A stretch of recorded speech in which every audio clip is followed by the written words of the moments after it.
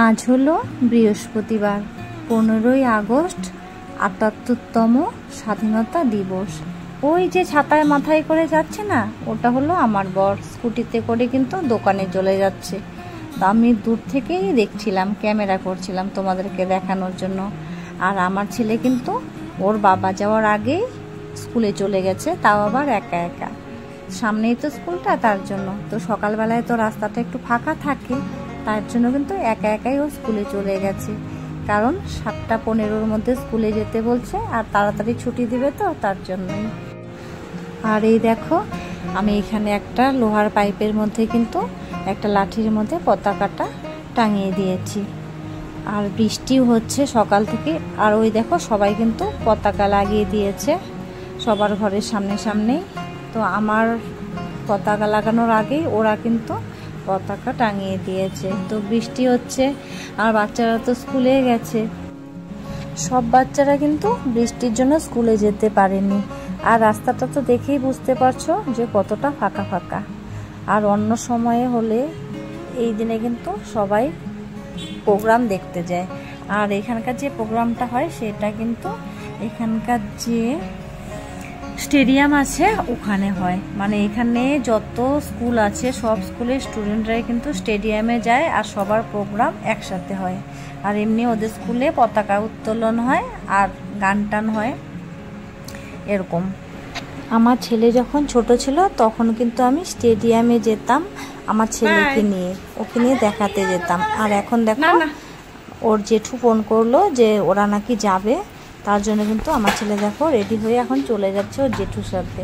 ওরা দুই ভাই মিলে কিন্তু ওই স্টেডিয়ামে প্রোগ্রাম দেখতে যাবে। আর আমি তার জন্য একটু বাইরে এলাম। অনেকেই কিন্তু এখন চলে এসেছে প্রোগ্রাম দেখে, কারণ আজকে বৃষ্টি তো, তার জন্য একটু হয়তো লেট করেই হবে। বৃষ্টি থাকলে তো মাঠে ডান্স করতে অসুবিধা হয়, তাই না? তার জন্য হয়তো লেট করেই হচ্ছে। আর তার জন্য ময়ূক এখন চলে যাচ্ছে ওর জেঠুর সাথে প্রোগ্রাম দেখতে। আর ময়ূক বলছিল, মা হয়তো এখন শেষ হয়ে গেছে, এখন আমি যেয়ে কী করব? তখন আমি ওকে বললাম, না বাবা, শেষ হয়নি, এখন গিয়ে তুমি দেখতে পারবা, কারণ আজকে বৃষ্টি তো, তার জন্য। তো আমাদের ফ্লোরে এখন তোমাদেরকে একটু ঘুরিয়ে ঘুরিয়ে দেখাচ্ছি। এই দেখো, এখানে কত নোংরা জমিয়ে রেখেছে। আর নোংরা ফেলার গাড়িটা না এখন প্রত্যেক দিন কিন্তু আসে না। ওই দেখো, স্কুটিতে করে আমার ছেলে যাচ্ছে, ওই যে দেখা যাচ্ছে দূরে। তো নোংরা ফেলার গাড়ি না এখন প্রত্যেক দিন আসে না, আর মাসে 100 টাকা করে নেয়। আর আগে কিন্তু নিত 50 টাকা করে। তো প্রত্যেক দিন আসে না দেখে অনেক কিন্তু নোংরা জমে থাকে সব সময় ঘরের মধ্যে। তো আমাদের ফ্লোরের এই দেখো, এদিকেও কিন্তু একটা সিঁড়ি আছে। এটা আমার রুমের ঠিক পাশেই, এটা আমার রুম।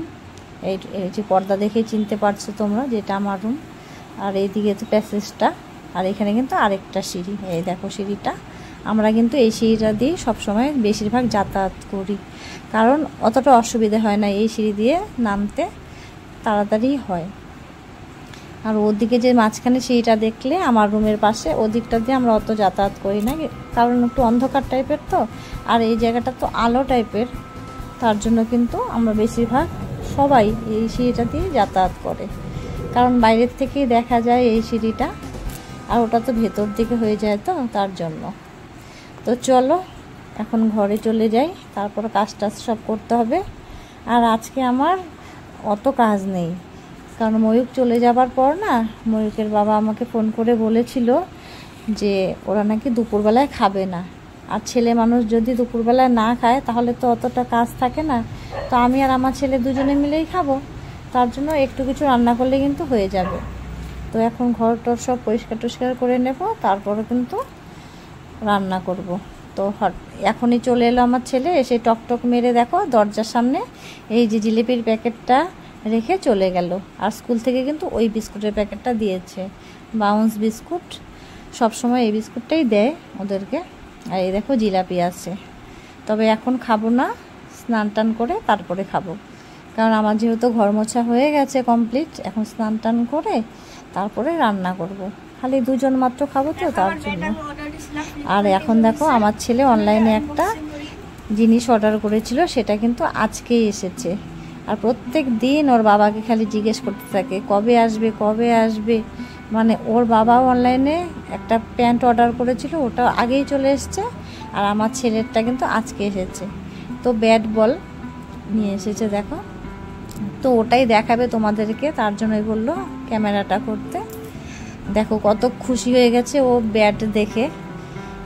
একটা তো ব্যাট নিয়ে এসেছিল আমি যখন আমার বাবার বাড়িতে গেছিলাম ওখান থেকে, আর এখন কিন্তু আবার এই ব্যাটটা কিনে নিল। তো এখন তো ঘরের মধ্যেই খেলবে, কারণ ওর জায়গা নেই, ও জানো তো ঘরের মধ্যেই খেলে, আর খালি আমার কাছে বকা খায়, কারণ ঘরের মধ্যে খেলে তো শব্দ হয়, কারণ ও শব্দ করলে পাশাপাশি যে রুমগুলো আছে তাদেরও তো অসুবিধা হয়, তাই না? এখন দেখো স্নান টান করে আমি জিলাপি খেতে বসে গেছি। তো ময়ূরকে বললাম জিলাপি খাবে নাকি, ও নাকি খাবে না জিলাপি, তো আমি একাই খেয়ে নিচ্ছি। ও জেঠুর ঘরে হয়তো খেয়েছে, জুস খেয়েছে নাকি, তো এখন আর জিলাপি খাবে না। তো আজকে তো খুব খুশি ময়ূর, কারণ ওর ব্যাট চলে এসেছে। দেখো না কত খুশি, ঘরের মধ্যেই খেলে, জানো তো ঘরের মধ্যে খেলে যে কতটা খারাপ লাগে, শব্দ হয়। আর এই দেখো আমরা দুজন খাবো বলে কিন্তু আমরা খিচুড়ি বানিয়ে নিয়েছি, খিচুড়ি আর ডিমের অমলেট, আর ওটা হচ্ছে ধনেপাতা, বিলাতি ধনেপাতা আছে না ওগুলো, তো এটাই আমরা খাবো, আমাদের খাবার এটা। আয় গুড্ডু, গুড্ডু এ নাও। সেদিন রূপা ব্লগ ভিডিও রূপা বন্ধুর খিচুড়ি বানানো দেখে কিন্তু আমার খুব লোভ লাগছিল, তার জন্যই আজকে আমিও দেখো খিচুড়িটা বানিয়ে ফেললাম, কিন্তু শুধু সবজিটা দেইনি। আর ময়ূক দেখো এতটাই মানে খাওয়ার জন্য ব্যস্ত হয়ে গেছিলো যে গরম গরম ধরেছে তো, আর থালাটা তো কাঁসার, তার জন্য কিন্তু হাতে খুব গরম লেগে গেছিলো, তাইও রেখে দিল। এখন হাত ধুয়ে আবার খাবে, তো আমি ভাবলাম তো নিয়ে গিয়ে ঘরে ঠান্ডা করে নিয়ে আসি। তো ও বলল না এখানেই রাখো, আমি দুটো ফ্যান চালিয়ে দেবো, তারপরে কিন্তু ঠান্ডা হয়ে যাবে। তো আমরা দুজনেই খিচুড়ি খেয়ে নিলাম। আর এখন বিকেলবেলায় তো কতদিন হয়ে গেল আমি জিরে ধুয়ে রেখেছিলাম, আর জিরেটা জানো তো আমি ঝাড়তেই পারছি না, তো আজকে যেহেতু একটু সময় আছে হাতে, তার জন্য কিন্তু একটু জিরেগুলো ঝেড়ে নিচ্ছি আর পরিষ্কার করে নিচ্ছি, কারণ জিরেতে কিন্তু অনেকটাই নোংরা থাকে। প্যাকেট জিরে তবুও কিন্তু জিরেগুলোর মধ্যে অনেকটাই নোংরা আছে, মানে জিরেতে না অনেক কাঠি থাকে, তো সেগুলো বাছতে সময় লাগে, আর সব সময় হয় না। আর আজকে মানে এখন আমি বসে গেছি ওগুলোকে বাছতে। ঘরে জানো তো জিরে ছিলই না আমার, আর 1 মাসের বেশি হলো না, এখানে বৃষ্টি হয়েছিল, তার জন্য কিন্তু মানে আমার বর জিরেও আনেনি, কারণ এনে লাভ নেই, তো ধুতে পারবো না, নোংরা থাকবে না জিরেতে, তো ধুয়ে তো খেতে হবে। তার জন্য এখন যেহেতু একটু আকাশটা মোটামুটি ভালো ছিল, তার জন্য এনেছিল অনেক দিন আগেই, তো আমি এর মধ্যে ধুয়ে দিয়েছি। যতটুকুই রোদ পাক না কেন, একটু একটু করে রোদ পায় ওভাবেই আমি শুকিয়ে নিয়েছি। এখানে কিন্তু 300 টাকার জিরা আছে দেখো, আর জিরের মধ্যে যে কতটা নোংরা বেরিয়েছে সেগুলোও কিন্তু তোমাদেরকে দেখাবো আমি। মানে নোংরা বলতে ওই যে বললাম কাঠি টাঠি থাকে, আর যখন ঝাড়া হয় তখন সামনে যে জিরের নোংরাগুলো পড়ে ওগুলোও কিন্তু ছোট ছোট একদম গুড়ি গুড়ি জিরে থাকে, আর তার মধ্যে কিন্তু নোংরা থাকে, তো ওগুলো মানে ফেলে দিলে আরও কতটা কম হয়ে যায় সেটাই তোমাদেরকে দেখাবো। আর অল্প সরষাও ছিল, সাদা সরষা এনেছিল, সেটাকেও কিন্তু আমি ধুয়ে রেখেছি। তো দুটোই মোটামুটি আমার শুকানো হয়ে গেল, তো ভালোই হলো আমার। এখন চলো এটাকে ঝাড়ু দিয়ে পরিষ্কার করে দিই। এই ডালাটা কিন্তু আমার বর এনে দিয়েছিল জানো তো, সব কিছু ঝাড়ার জন্য, চাল টাল যেটা। আজকে যেহেতু সেরকম কোনো কাজ ছিল না, তার জন্য কিন্তু এই কাজগুলো কমপ্লিট করে ফেললাম। রান্নাটাই হচ্ছে আমাদের কিন্তু সবথেকে বড় কাজ, আর আজকে রান্নাটাই তো হালকার উপরে ছিল, তার জন্য এই কাজগুলো কমপ্লিট করে নিলাম। আর এই দেখো কত নোংরা বেরিয়েছে।